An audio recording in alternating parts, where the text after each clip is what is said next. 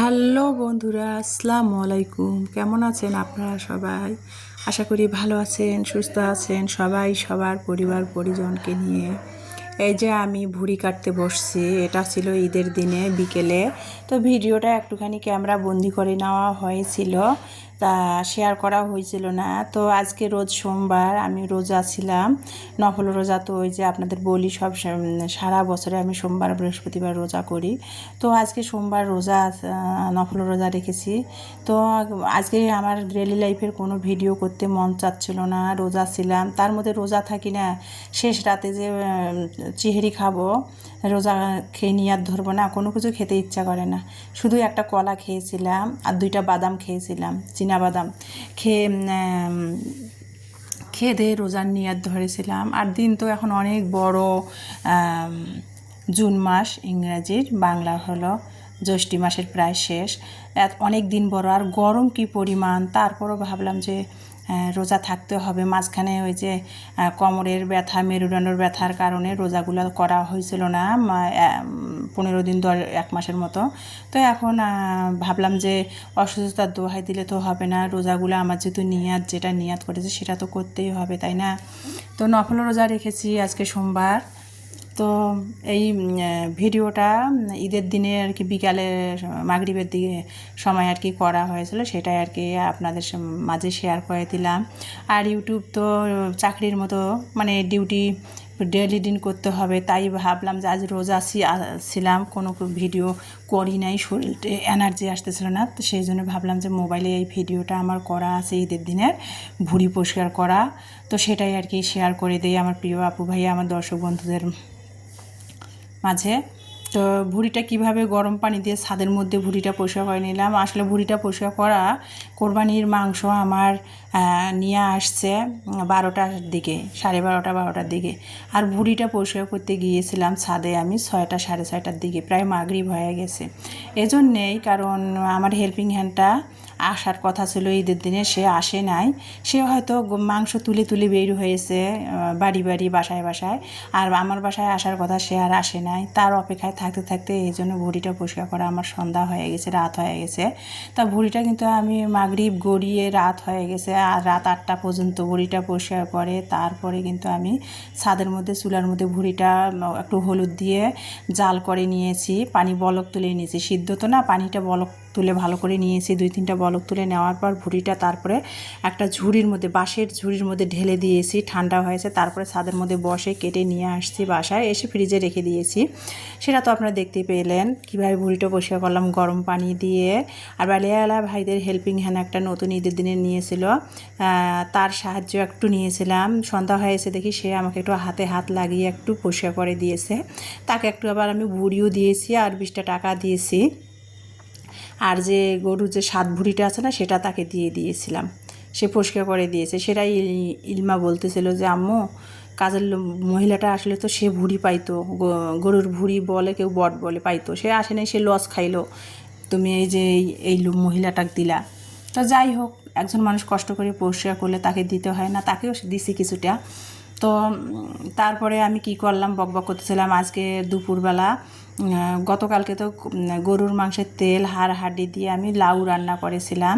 তো খোসাগুলা লাউয়ের রেখে দিয়েছিলাম, সেগুলা লাউয়ের খোসাগুলা আমি কেটে, দেখেন চিকন চিকন করে কেটেছি, কেটে আর কি সাথে একটা আলু দিয়েছি, আলুটাও চিকন চিকন করে কেটে নিয়েছি, নিয়ে ধুয়ে ভাজি করলাম। যে কাচকি মাছের যে গুঁড়া চিংড়ি, কাচকি মাছের যে ছোটো ছোটো শুটকিটা আছে না কাচকি মাছের, সেটা দিয়ে আর কি লাউয়ের খোসাটা ভাজি করলাম। মানে শুটকিটা কাচকি মাছের ছোটো শুটকিটা দিয়ে ভাজি করেছি। যেমন লাউয়ের খোসাগুলো কাটছি তেমনি আর কি শুটকিটাও ওইরকম মিশে গেছে। আর লাউয়ের খোসাটা কীভাবে ভাজি করলাম সেটা কাচকি মাছের শুটকি দিয়ে, সেটা তো আপনারা দেখে নিয়ে এলেন।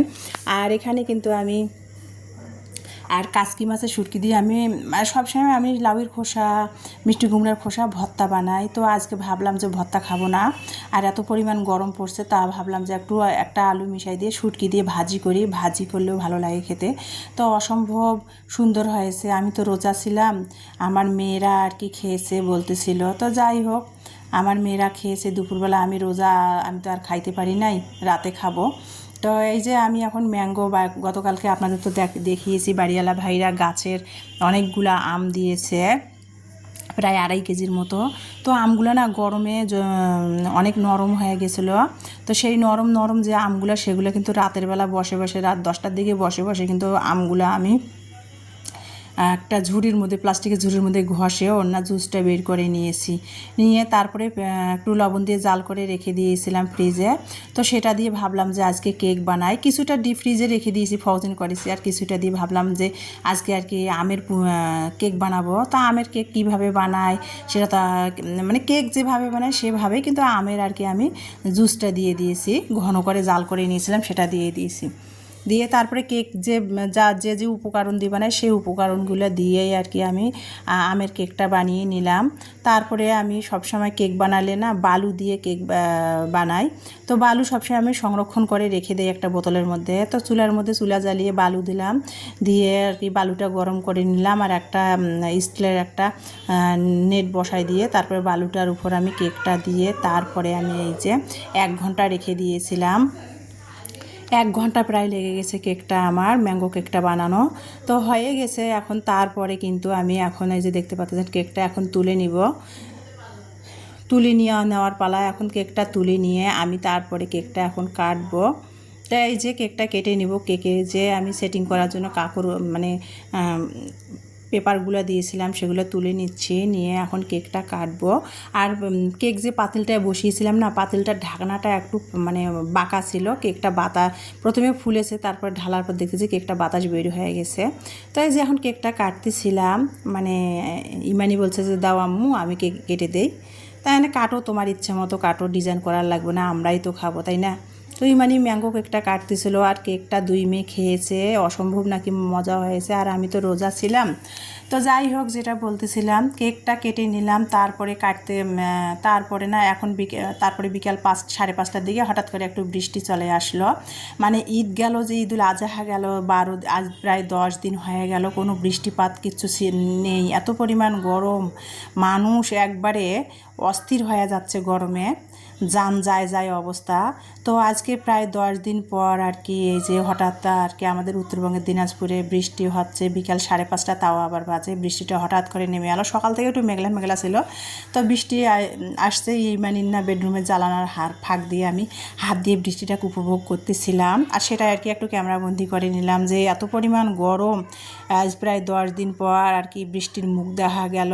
তো কথায় আছে, আল্লাহ যেমন ভালো বান্দাদের করে তেমন খারাপও করে আর কি। সেটাই আর কি, এই 10 দিন যেমন তীব্র গরম ছিল, আবার 10 দিন পর দেখেন বৃষ্টিটা এসে চারিদিকটা কত সুন্দর শীতল হয়ে গেল। যতখানি হোক, ক্ষণিকের জন্য হলেও তো শীতল হয়েছে চারিদিকটা আর কি বৃষ্টি হয়ে। তো আধা ঘন্টার মতো বৃষ্টিটা হয়েছে। তো ভিডিওটা এই পর্যন্ত।